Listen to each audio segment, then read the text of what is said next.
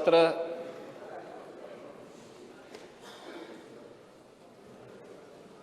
पर जो रोचक चर्चा हुई है और बहुत सारे माननीय सदस्यों ने अपनी बात को बहुत मजबूती के साथ अच्छे सुझावों के साथ इस सदन में रखा है, मैं उन सब का हृदय से अभिनंदन करता हूं। ये सदन संवाद का सबसे सशक्त माध्यम है, लेकिन संवाद को कौन लोग बाधित करने वाले हैं, पूरा प्रदेश आज उनके चेहरे को, वास्तविक चेहरे को जान गया है।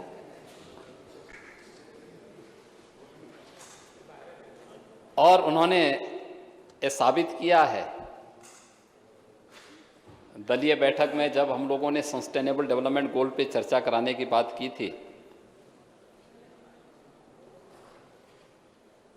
तो उस समय भी हम लोगों ने इस बात को कहा था कि देश का पहला विधानमंडल उत्तर प्रदेश का होगा जिसमें प्रदेश के गरीबों पर, प्रदेश के नौजवानों पर, प्रदेश के बुनियादी सुविधाओं पर, प्रदेश के बुनियादी ढांचागत विकास के मुद्दों पर, प्रदेश के युवाओं, प्रदेश के किसानों, इन सब के मुद्दे पर चर्चा करने का एक हम लोगों के लिए मंच विधान मंडल है। और इस पर हम लोग एक ऐसी चर्चा प्रारंभ करें जो लगातार 48 घंटे तक चले।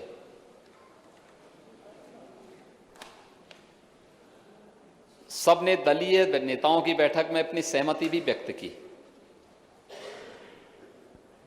लेकिन जब बापू की 150वीं जयंती के अवसर पर यह आयोजन यहाँ पर प्रारंभ हुआ,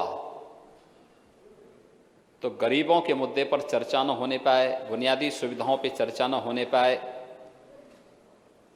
नौजवानों के मुद्दे पर, महिलाओं के मुद्दे पर ये चर्चा न होने पाए, हमारे विपक्ष के मित्रों ने सदन का ही बहिष्कार कर दिया था। आप जब गरीबों पे चर्चा नहीं करना चाहते, प्रदेश के विकास पे चर्चा नहीं करना चाहते, प्रदेश के अंदर जो कुछ नयापन हो रहा है या जो माननीय सदस्य अलग अलग पृष्ठभूमि से आकर के अपने मूल्य सुझावों से सदन के माध्यम से सरकार को और प्रदेश को लाभान्वित करना चाहते हैं, जब आप स्वयं उससे वंचित रहना चाहते हैं और सदन की कार्रवाई में बाधा डालते हैं, तो कौन से सदन को आप चलाने की बात कर रहे हैं। 2 अक्टूबर और 3 अक्टूबर को पूरे प्रदेश और पूरे देश ने देखा है विपक्ष के उस आचरण को, जहां पर इन्होंने इस सदन के कार्य से पूरी तरह बहिष्कार किया था। इस सस्टेनेबल डेवलपमेंट गोल पर चर्चा ये किसी पार्टी के एजेंडे को आगे बढ़ाने या सरकार के एजेंडे को आगे बढ़ाने की कार्रवाई नहीं थी। यह तो प्रदेश के अंदर उन लक्ष्यों को प्राप्त करने की दिशा में किया जाने वाले प्रयास का हिस्सा था।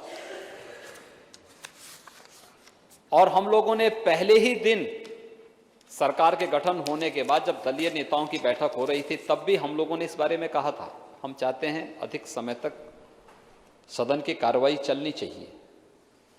और मैं अध्यक्ष जी आपसे अनुरोध करूंगा, दलीय नेताओं की एक कमेटी गठित होनी चाहिए। संसद की तर्ज पर विधानसभा की कार्रवाई को भी हम लोग कैसे और समृद्ध बना सकते हैं,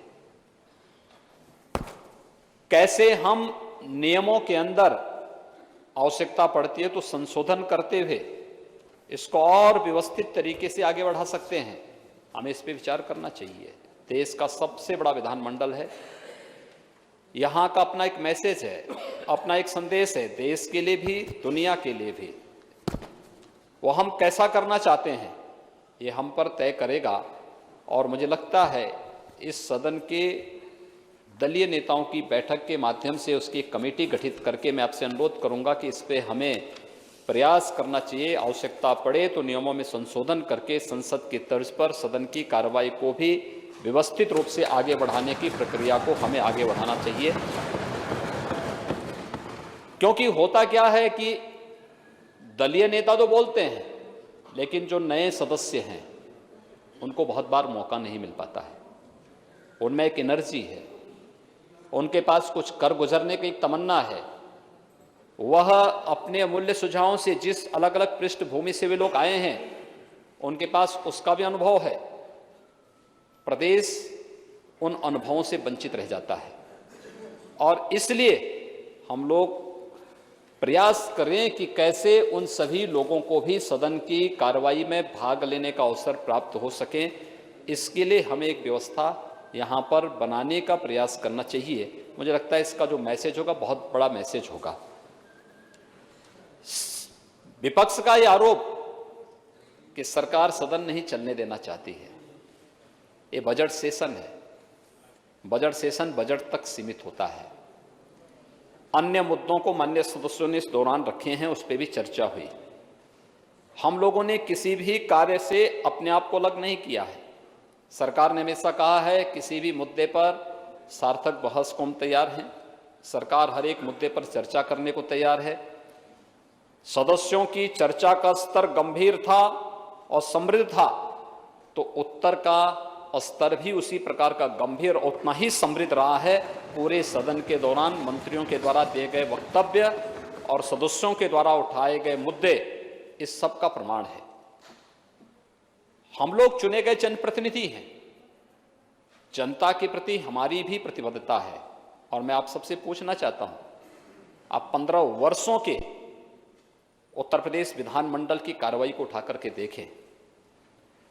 हमने एक सत्र में जितना सदन चलाया है, आप पूरे वर्ष में उतना सदन नहीं चलाए। आपको प्रश्न करने का कोई अधिकार इसमें नहीं होना चाहिए, क्योंकि इसमें हम लोगों ने तो अधिक से अधिक दिनों तक सदन को चलाने की कार्रवाई की और हम लोग आगे भी करेंगे। ये सत्र केवल इसको हम सत्रावसान की ओर नहीं ले जा रहे हैं, हम बीच में फिर उस प्रकार की परंपरा को आगे बढ़ाना चाहते हैं। जैसे विगत वर्ष हम लोगों ने 3 अलग अलग अवसरों पर सत्र को आहूत करके विशेष मुद्दों को लेकर के सदन की चर्चा को और समृद्ध बनाने की कार्रवाई को आगे बढ़ाया था।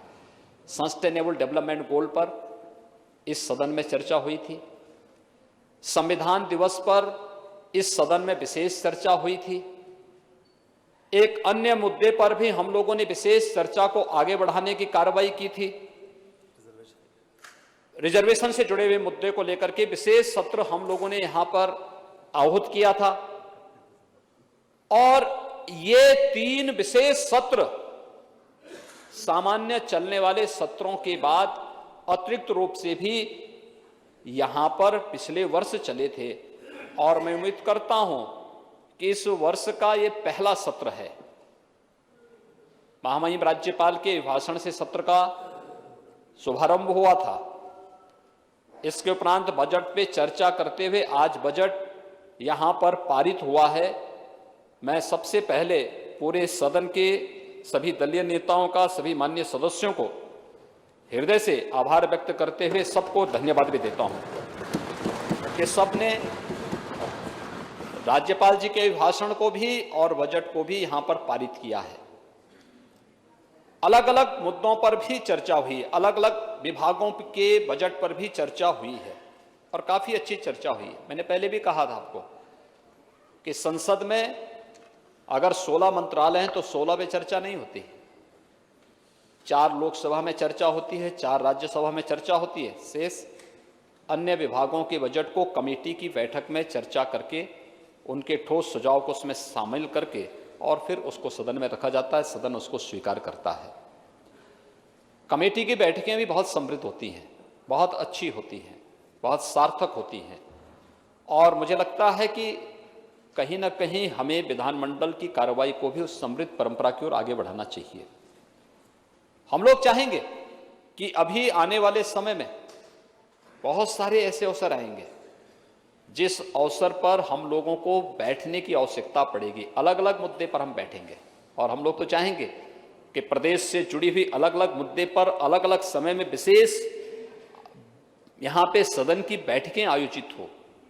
सदन को हम चर्चा का, सार्थक चर्चा का विषय बनाएं। आज मैं जो बोल रहा हूं, इसलिए नेता विरोधी दल इसलिए इधर देखना नहीं चाहते क्योंकि वो आज मजबूर हैं कि उन्होंने अपने मुंह पर एक ऐसी पट्टी बांध दी है कि अब वह निकलने का नाम नहीं ले रही है, इसलिए अब उनकी मजबूरी समझ में आ सकती है। लेकिन मैं चाहूंगा कि उन्होंने मुंह पे पट्टी बांधी है, कान पे पट्टी ना बांधे हुए सुने और पूरी मजबूती के साथ इस कार्यक्रम को, इसके बारे में कल संसदीय कार्य मंत्री जी ने कह ही दिया था कि कान की रुई को हटाने की व्यवस्था हो जाएगी, आप उसकी चिंता मत करिए। लेकिन इस कार्यक्रम को हमें आगे बढ़ाना चाहिए और हम लोग चाहते हैं सदन में अलग अलग मुद्दों पर, जैसे पिछले वर्ष इस सदन ने सस्टेनेबल डेवलपमेंट गोल पर चर्चा की थी, सबने सराहा था। जो लोग नहीं आए थे उनको पश्चाताप हुआ था और मुझे लगता है कि जिन्होंने आज अपने मुंह पर पट्टी बांधी है उनको भी जरूर पश्चाताप होगा। इसके बाद इस जैसे सदन की कार्रवाई यहां पर आपके द्वारा, पीठ के द्वारा अनिश्चित काल के लिए स्थगित होगी तो उसके साथ ही इनको इस बात का पश्चाताप होगा।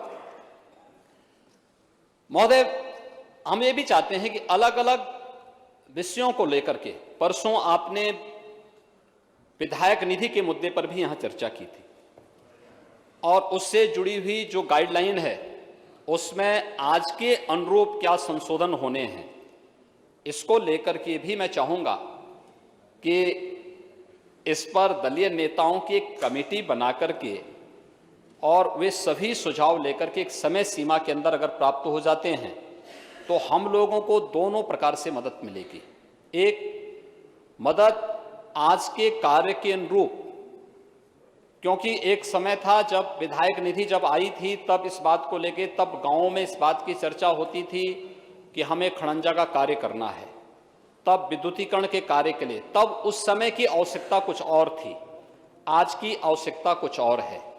आज विकास के कुछ नए मानक और नए प्रतिमान तैयार हुए हैं, लोगों के विकास की अपनी एक सोच बदली है, उसके अनुरूप विधायक निधि का उपयोग हो सके, एक उस मुद्दे को लेकर के उस गाइडलाइन में जो संशोधन करने हैं उस दृष्टि से हमें एक कार्यक्रम को आगे बढ़ाना चाहिए। दूसरा, इस बारे में विधायक निधि बढ़े, मुझे लगता है नेता विरोधी दल इससे सहमत नहीं है और इसलिए वे सदन से वॉकआउट करके चले गए कि विधायक निधि बढ़े। मैं चाहता हूं कि विधायक निधि के बारे में भी एक कमेटी बनाई जाए जो विधायकों की निधि को बढ़ाने के बारे में व्यापक चर्चा कर सके और विधायक निधि को किस हद तक हमें बढ़ाना है, किन किन योजनाओं को इसके साथ मर्ज करना है कि विधायक सम्मानजनक ढंग से अपना प्रस्ताव भी दे सके और उनके अनुरूप विभागीय कार्यों का संपादन विभिन्न विभागों के द्वारा भी किया जा सके। ये दोनों चीजें एक साथ होनी चाहिए, क्योंकि विभागीय बजट भी हम लोगों ने सभी विभागों का पर्याप्त मात्रा में बढ़ाया है और अगर उससे संबंधित विभिन्न प्रकार के प्रस्ताव भी विधायकों के, माननीय विधायकों के प्रस्ताव के साथ जुड़ करके इन कार्यों को सामूहिक रूप से हम आगे बढ़ाते हैं तो ये मान करके देखा जा सकता है कि एक एक विधायक विभिन्न कार्यों को अपने अपने विधानसभा क्षेत्र में, एक एक विधायक एक ही वर्ष में 50 करोड़ से लेकर 100 करोड़ रुपए तक का कार्य, विभिन्न प्रकार की योजनाएं अपने अपनी विधानसभा में करके अपने उपलब्धियों को जब प्रकाशित करेगा तो 5 वर्ष के बाद उसके सामने एक लंबा चौड़ा लेखा जोखा होगा कि विधायक निधि के साथ साथ उसके प्रस्ताव पर इतने ज्यादा कार्य उसकी विधानसभा क्षेत्र में हुए हैं, ये उस विधायक के साथ जुड़ेगा। और मुझे लगता है इसमें किसी के साथ कोई भेदभाव भी नहीं होना चाहिए और सभी को समान रूप से अवसर प्राप्त हो, इसके बारे में एक ठोस कार्य योजना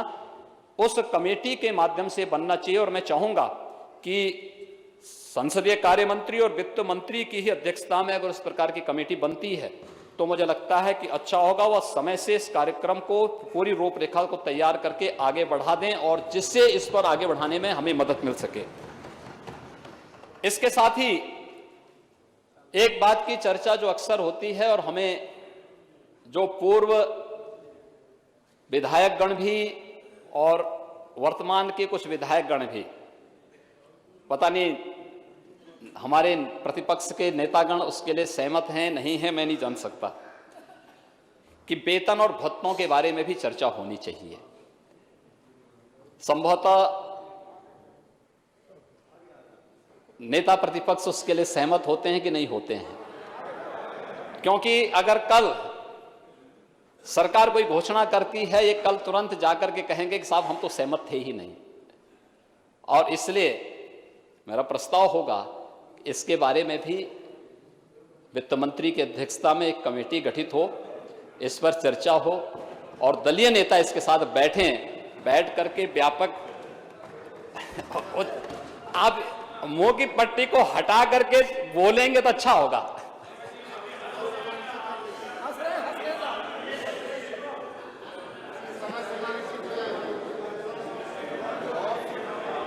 आप कुछ बोलना चाहते हैं बोल लीजिए। नेता प्रतिपक्ष को बोलने दीजिए। पहले नेता प्रतिपक्ष कुछ बोलना चाहते हैं, उनको बोलना चाहते हैं। आप बोल लीजिए। आज हम लोग के लिए बोल दीजिए। आप बोल लीजिए।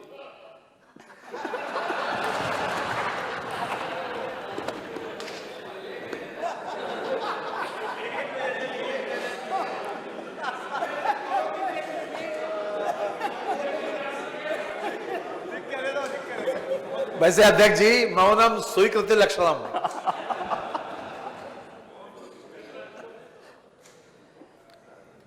खन्ना जी चूंकि उनके बहुत घनिष्ठ मित्र हैं और मुझे लगता है कि अगर इन दोनों को लेकर को कोई फिल्म बने तो बहुत हिट होगी वो।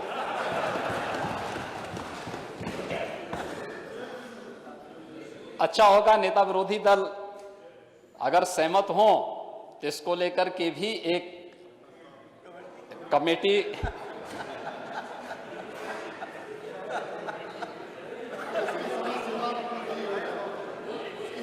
समय सीमा जितना समय ले लेंगे,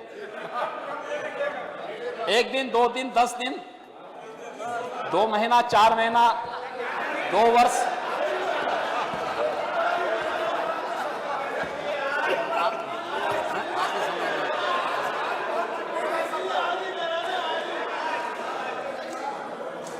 इन लोगों को देखो ना, सामने बोलना चाहते हैं कि नहीं बोलना चाहते हैं?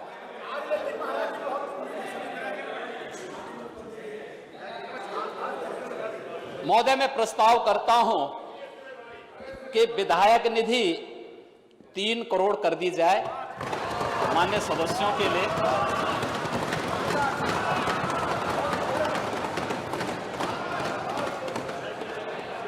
साथ ही साथ विभिन्न विभागों से जुड़े हुए प्रस्ताव, हमारा प्रयास होना चाहिए कि माननीय सदस्यों को, जो सहमत हैं उनके सदस्यों की राय लेनी चाहिए। जो असहमति व्यक्त कर रहे हैं उनके प्रस्ताव न लिए जाएं, भले ही वो न सहमत हों, लेकिन बाकी सदस्यों के प्रस्ताव लेकर के उन कार्यक्रमों को आगे बढ़ाया जाना चाहिए।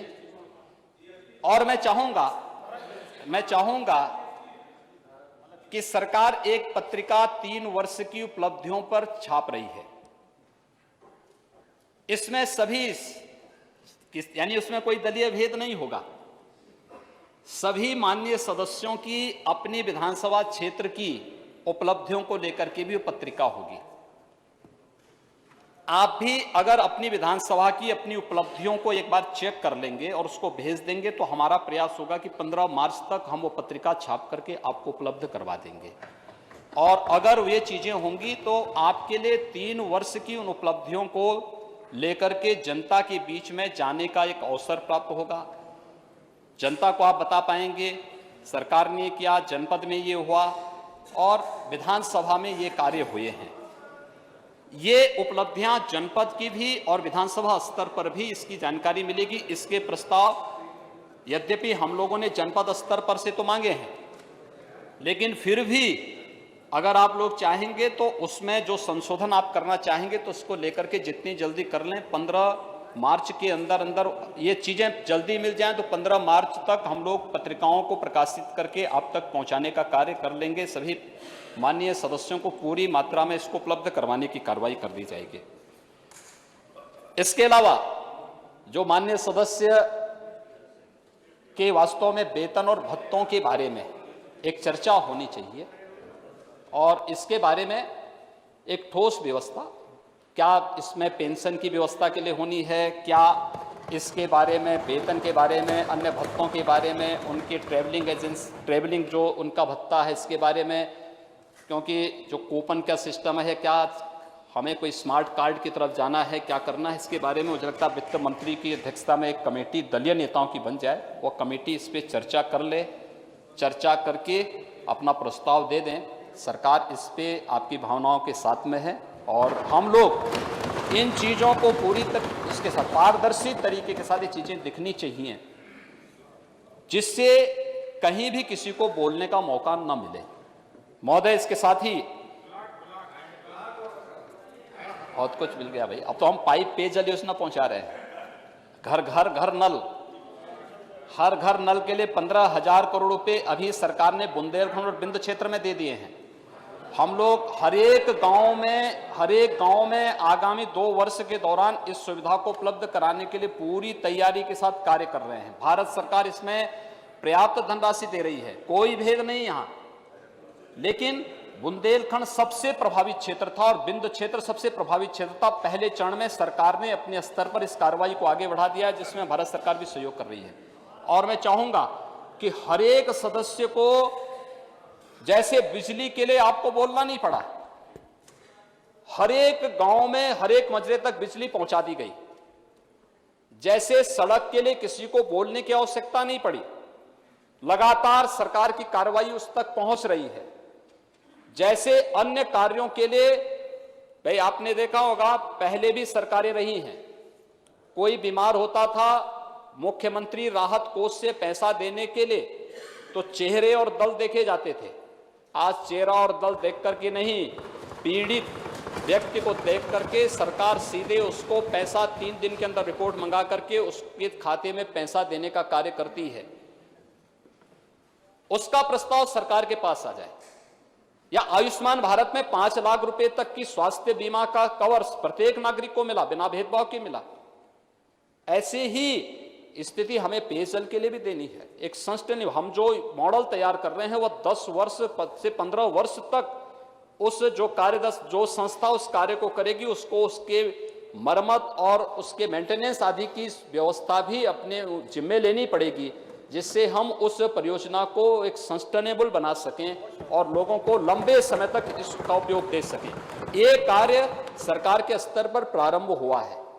जहां पर सरफेस वाटर होगा, हम सरफेस वाटर को ट्रीट करके ट्रीटमेंट के माध्यम से हम वहां पर शुद्ध पेयजल की आपूर्ति कराएंगे।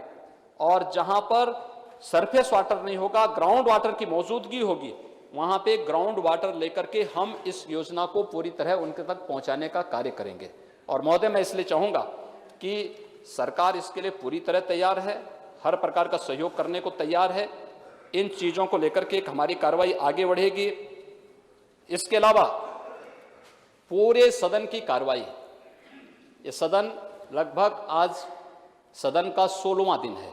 कार्य दिवस में देखेंगे 10वां दिन है, लेकिन 16वां दिन सदन की कार्रवाई 13 से हमारी प्रारंभ हुई थी और एक कार्य निरंतर हमारे अलग अलग उसमें चली। बहुत महत्वपूर्ण प्रस्ताव आए, उस पर हमने चर्चा को आगे बढ़ाया। सदन की इस कार्रवाई में सभी माननीय सदस्यों ने बड़ी रुचि के साथ यहाँ पर भाग लिया, अपने विचारों को दिया, उनके बहुमूल्य सुझाव सरकार के पास आए, विभिन्न मंत्रालयों के पास गए। उससे लोगों को कार्य करने और एक नई स्थिति उनके सामने पैदा हुई है। महोदय, इस दौरान हमारे यहाँ पर विधानसभा सचिवालय से जुड़े हुए जो अधिकारी हैं, कर्मचारी हैं, उन्होंने पूरी तन्मयता के साथ देर रात्रि तक यहाँ पर सदन की कार्रवाई चली है।